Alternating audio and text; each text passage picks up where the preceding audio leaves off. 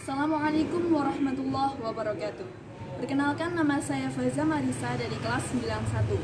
Saya akan mempresentasikan materi tentang strategi dakwah Islam di Indonesia. Islam masuk ke Indonesia pada abad ke-7 hingga 16 Masehi. Proses masuknya Islam ke Indonesia pada umumnya berlangsung secara damai. Secara umum, proses masuknya Islam ke Indonesia melalui beberapa jalur. Yang pertama perdagangan, 2 politik, 3 pernikahan, 4 pendidikan, 5 tasawuf, dan yang terakhir kesenian. Yang pertama, jalur perdagangan, yaitu dengan pedagang Arab yang bermukim di pesisir Pulau Jawa.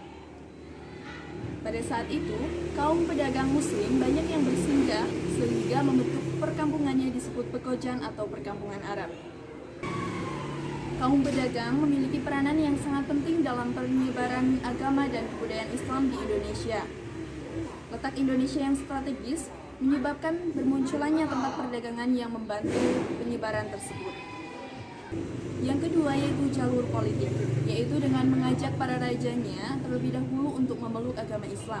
Di beberapa pulau di Indonesia, kebanyakan rakyatnya mengikuti masuk Islam setelah raja atau penguasanya terlebih dahulu memasuki agama Islam, yaitu jalur pernikahan, yaitu dengan ulama yang menikahi putri kerajaan. Sebagai contohnya, Raden Syarif Hidayatullah yang menikahi putri Prabu Siliwangi yang melahirkan Sunan Gunung Jati. Jalur perkawinan ini lebih menguntungkan dan lebih mempercepat proses tersebarnya Islam di Indonesia. Sebab jika terjadi perkawinan antara anak bangsawan, adipati atau raja, karena mereka adalah orang-orang yang memiliki kekuasaan dan pengaruh sosial yang kuat, maka keislaman akan diikuti oleh masyarakat atau pengikutnya sehingga mempercepat proses islamisasi. Yang keempat yaitu jalur pendidikan, yaitu dengan mendirikan beberapa pondok pesantren di berbagai penjuru Indonesia. Sebagai contohnya yaitu pondok pesantren Ampel Depa yang didirikan oleh Sunan Ampel.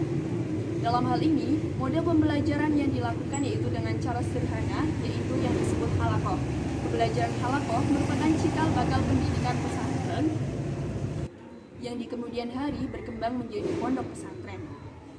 Yang kelima yaitu jalur tasawuf, yaitu dengan menyisipkan prinsip tauhid ke dalam budaya lokal. Tauhid ialah mengesahkan Allah. Tasawuf adalah ajaran untuk lebih mengenal dan lebih mendekatkan diri kepada Allah sehingga memperoleh hubungan secara sadar dengannya. Orang yang ahli tasawuf disebut sufi. Para sufi ini mengajarkan ajaran tasawuf yang bercampur dengan ajaran yang telah dikuasai oleh masyarakat luas.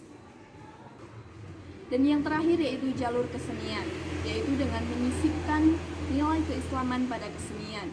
Saluran penyebaran melalui kesenian yang paling terkenal ialah pertunjukan wayang. Sebagai contohnya yaitu Sunan Kalijaga adalah tokoh ulama yang paling mahir dalam memainkan wayang. Ia tidak pernah meminta upah pertunjukan, tetapi mengajak penontonnya untuk mengikuti mengucapkan kalimat syahadatain. Demikian presentasi yang dapat saya sampaikan, kurang lebihnya mohon maaf dan terima kasih atas perhatiannya.